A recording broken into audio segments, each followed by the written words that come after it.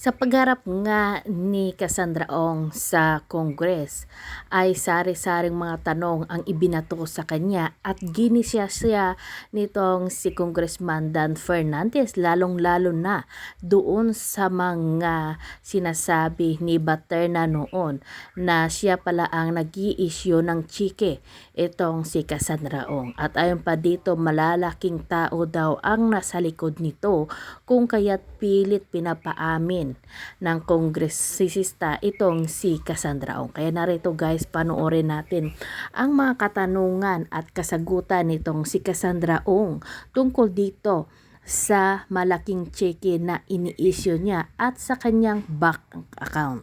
Very serious question. Since nag-issue na ng waiver si Ronaldin Baterna doon sa checking account that according to her, yung checking account na yon, lahat ng mga cheque, pinirmahan niya, ibinigay niya sa iyo.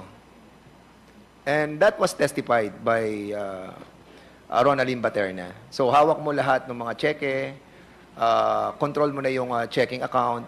So ang tanong ko sa iyo, millions of pesos entered that checking account. Kani-kanino mo inisyo ang mga checking ito? Okay, ulitin ko, Cassie. Simple lang to. Merong checking account si Ronaldin Baterna. And she told us na mag-i-issue siya ng waiver. So in other words, makikita na namin yung through AMLAC, makikita na natin yung mga laman, kung sino mga nag-issue, sino ang pumasok na pera. So in other words, yung checking yon ibinigay niya sa iyo, signed by her. So in other words, control mo yung checking yon. So ngayon tanong, sino-sino ang mga inisyuhan mo ng mga checking yon for many years and for many millions that entered that checking account? And remember, you told me through text, ayaw mong maipit doon sa mga nag-uumpugang mga malalaking mga bato. So tell us, sino yung mga taong ito na binigyan mo ng cheque? Okay, pwede na po magsalita. Regarding naman po sa mga cheque is, I think kung hindi po nagkakamali sa mga rental po siya, ng mga house po or condo. Yeah. Pero Rentals if na? million, I'm not Oo. sure po. Kasi, Cassandra, no, millions of pesos ang dumaan doon sa checking account. And aside from that, how many bank accounts do you have? Be truthful, We'll Cassie. double check it po. 10? You have 10 accounts? More than 10? Parang wala siya sa 10. Mga I'm not sure po eh. 8? 7? 6? I'm really sorry 5? po. 4? Hindi ko po talaga Okay. sure. Wait. Kasi we will be able to find out because the waiver was signed. Ronaldin, were you able to sign the waiver?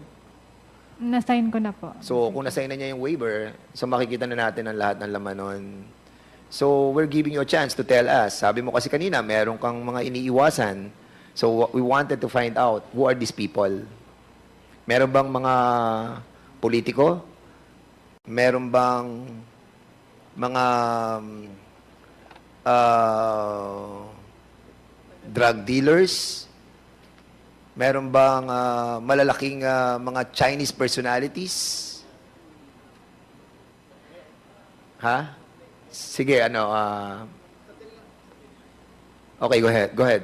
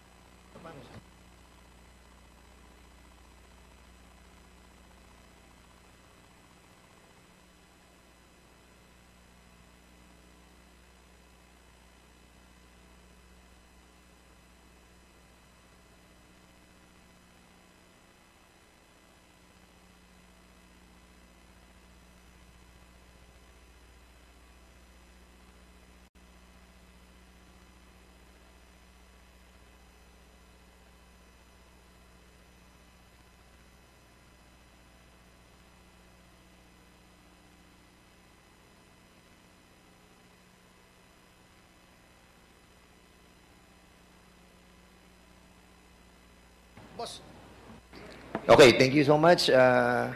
Sige, Cassie, what? Regarding po sa bank account, wala na po akong bank account pala. Pwede na po siya. Cassie, Yes po. baka mabago yung damdamin ko sa'yo, ah. Ang sinasabi ko, during that time, di ba, kahit sabihin mong wala ka ng bank account ngayon, before that you were a executive assistant of the Lucky South 99 since 2019, and then now that you are the beneficial owner of the Whirlwind Corporation with 58% ownership, are you going to sign a waiver? To proof na wala na po akong account. Na wala ka ng account. No, Yes. we're not asking that. What we are asking is that you're going to sign a waiver telling us that we can check yung mga inisyuhan mo mga cheque sa mga personalities that involved in that Porac Pogo. Attorney Capasio. Actually, we are all amazed, ha? Dahil you can speak truly, eh. And now, nagkakaroon ka ng apprehension. Don't. Wag. Kasi the trust is with you right now. So, ituloy mo lang. Ituloy mo lang. Please. Sige, go ahead. Point of order, Mr. Chair. Mr. Chair. Are we who's the resource person? Because I'm getting confused.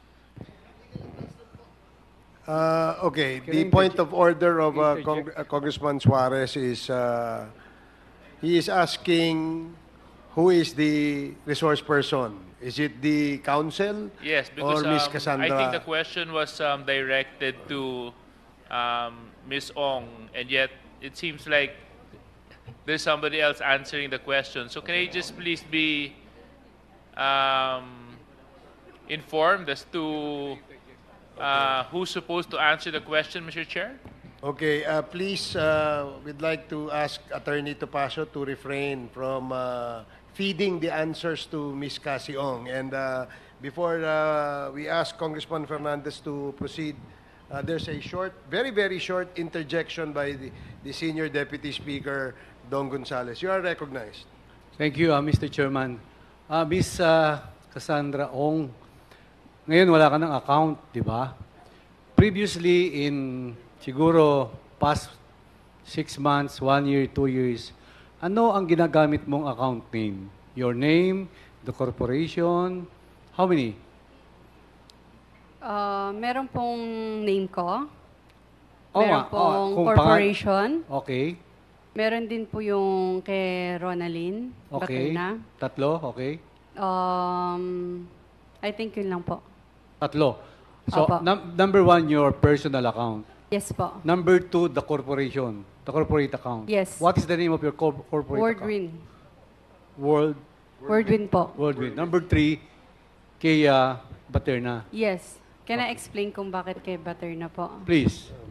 Kasi I think yung mga checking niya is sa rental lang po. Kasi sometimes wala po ako sa Pilipinas. So para mas maging siya yung pinapaano ko ng mga check. Pero makikita niyo rin po naman yan dahil nag-sign naman po siya ng waiver. In your recollection, Rental po ng mga no. In your recollection, nung nag-i-issue ka ng cheque at nung nag-wire ka ng pera, magkano yung pinakamalaking dineposit mo? From corporation, from personal to other person, or to other corporations? We'll double check it po. I'm not sure about that po. Sa iyong pag-iisip, siyempre kung mag-issue ka ng cheque, magdi-deposit ka ng pera, ballpark figure, para at least meron lang kaming idea. Much better na lang po i-check ko muna, Mr. Chair. Thank you, Mr. Chairman. Okay, kasi the waiver that was issued by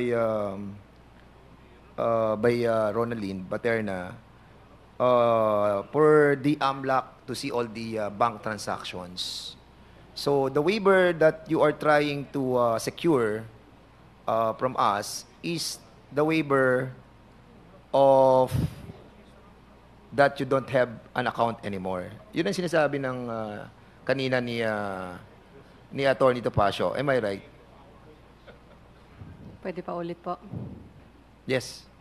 Pwede pa ulit po. Mr. Okay. Chair, sorry. So, kasi ang sinasabi mo kanina kasi parang nagwe-wave ka doon sa right na malaman namin na wala ka ng mga bank accounts. Yes po. So, hindi yun ang hinihingi namin kasi.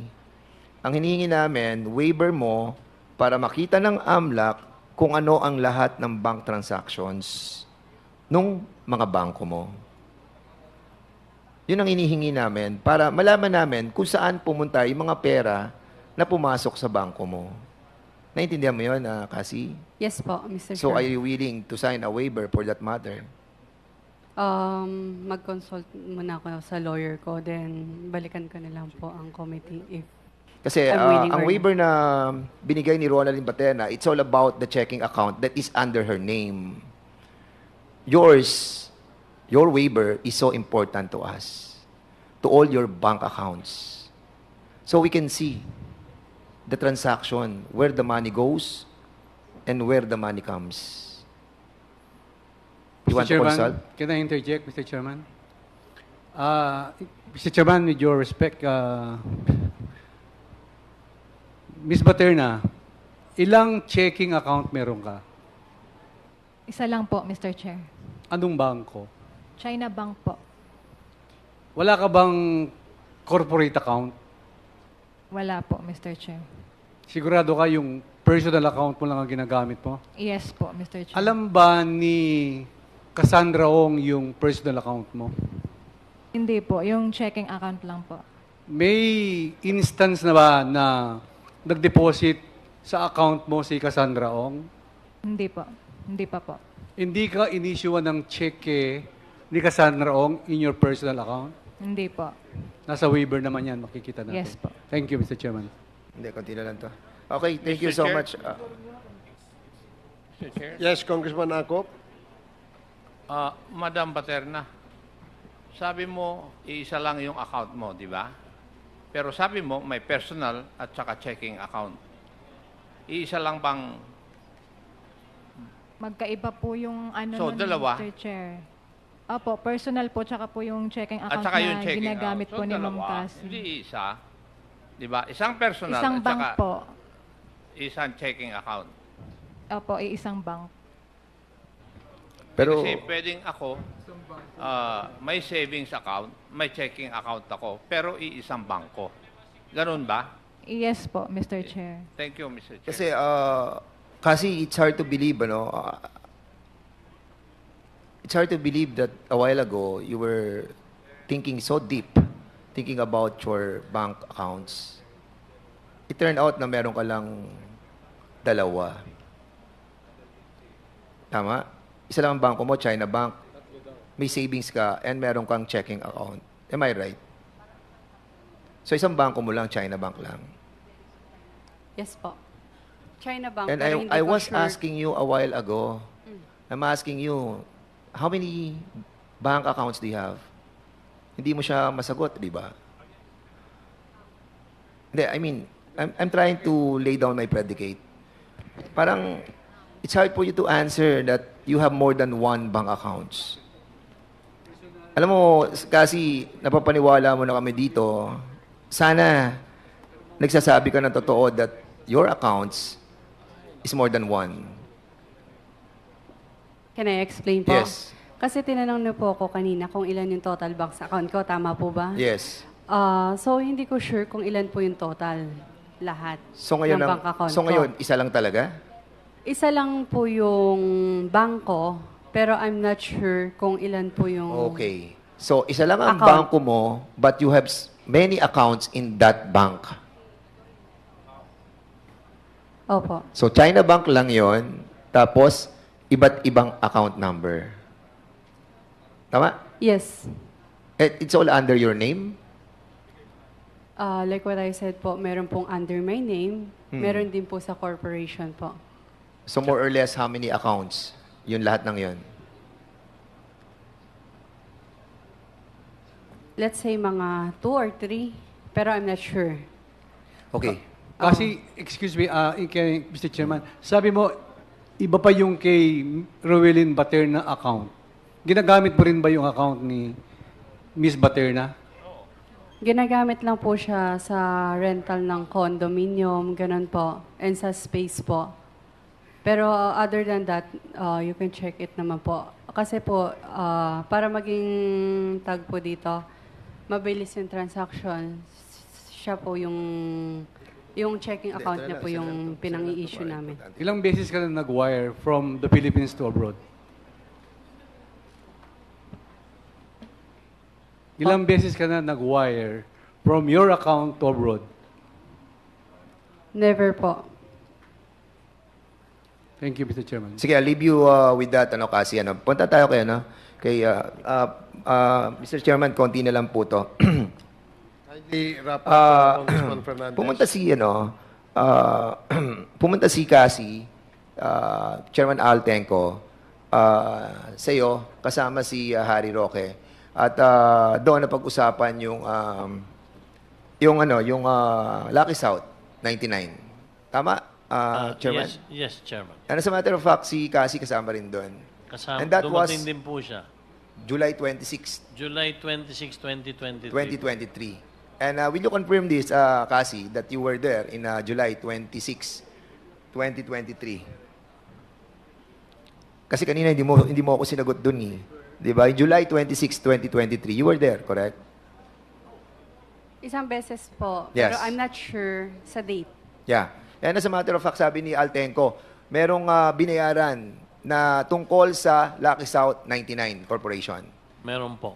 So, you paid noon sa Lucky South 99. Same that day na nag-visit Yes. kami kay Chairman Antek. At yun yung naging topic nyo na babayaran yung mga problema ng Lucky South 99. Yes po. Yes, so... did you talk about the Whirlwind Corporation? No. No. So in other words, Mr. Chairman, Mr. Harry Roque is lying. Because during the investigation that we conducted 2 weeks ago, he said that Altenco, Cassie, and Attorney Harry Roque were talking about the Whirlwind Corporation. But you are telling us right now, Chairman Al, that walang Whirlwind Corporation na pinag-usapan doon. It's all about Lucky South 99. Yes. Am I correct? It was all about Lucky South 99. And as a matter of fact, Cassie, since ikaw yung authorized representative ng Lucky South 99, Attorney Harry Roque was included in the structural organization of that company. Am I correct? He is the legal of Lucky South 99. Ayun po yung nagkamali po yung mga staff regarding dyan po.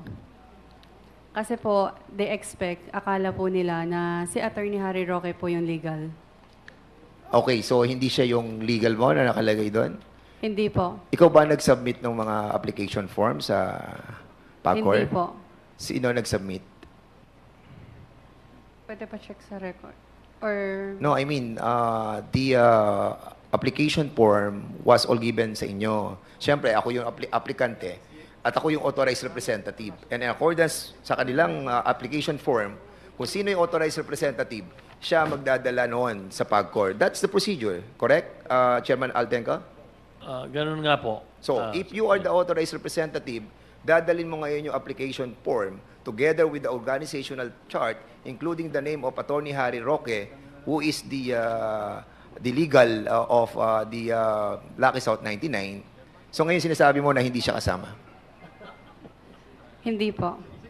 Okay. So, in other words, hindi din po ako yung, sorry. ano na? Hindi din po ako yung nagpasa ng paper na yun sa... So, somebody ang nagdala doon. Yes Okay. po, nagkaroon lang sila siguro ng mistake for that po. Okay. Lastly, Mr. Chairman, last na po talaga to. Kay Miss Mascareñas. Stephanie, Yes, Mr. Chair. noong nakaraang hearing, sinabi mo na wala kang inilabas na pera para ibayad sa paid-up capital mo. Tama ba to? Yes, Mr. Chair. So wala kang inilabas na pera. Wala po. So after 6 months, sinasabi mo wala ka na doon sa corporation. Yes po. So in other words, nung wala ka na sa corporation, hindi mo to ibinenta, hindi mo to, basta umalis ka na lang sa corporation, that's it. Alin po yan? Yung Lucky South? Lucky South and Whirlwind. Yung Whirlwind po, yung shares nun, tinransfer ko po. May deed of sale po kami, alam ni Attorney Medina. Whereas sa Lucky South po, wala akong sinign or binentang shares. So binayaran ka. Hindi rin po. So hindi ka binayaran, wala kang bayad. So nagtrabaho ka sa dalawang korporasyon na to na talagang wala kang natanggap na kahit 5. Wala po. Salary. Okay. Salary. Alright. So wala ka That's natanggap. Yun lang Okay. Alright. May kilala ka bang Jeric Pagku Manaloto? Ay, asawa ni Miss Rizalyn Manaloto. Yung owner po Yes. ng Kilala mo siya. Yes, yes. At siya may-ari ng 2 hektarya sa lupa ng Pora kung saan yung mansyon, Yes, 2.5 mansyon na kinatitiligan doon hectares. ay siyang may-ari. Yes, Mr. Chair. Tama. Yes. Okay. Naalala mo na. Do you have a business or financial transaction with him? Yun lang pong nung You have financial or business transaction with him. Yes or no? yes po, nag-agent Yes. po ako. At naglagay siya ng pera sa iyo ng 6.1 million. Am I Yes correct? po. Yes. Opo. Bakit siya nagbigay sa iyo ng 6.1 million? Yung 5% na commission po ng sale nung property. Yung pong bahay. Anong bahay? Ang Yung pong mansion. benta siya? Binali po ng Whirlwind yung property, yung 2.5 hectares po na property. Bakit sa iyo binasa ang pera? Yun lang po yung napagkasunduan at that time. Tapos, kung makikita nyo dun sa bank statement, nilabas ko rin po yung mga commission nila. So, magkano ang naging commission mo? 6.1 million? 1.8 po. So, sa 6.1, ang nabigay sa iyo, 1.8. Yes po. So, ang Mr. sinasabi Chair. mo, this is all about the property? Yes po. Okay? Just the property lang po yan Walang other yun lang pong buy and sell ng property. Have you submitted your income tax return on that year? Hindi po, Mr. Chair.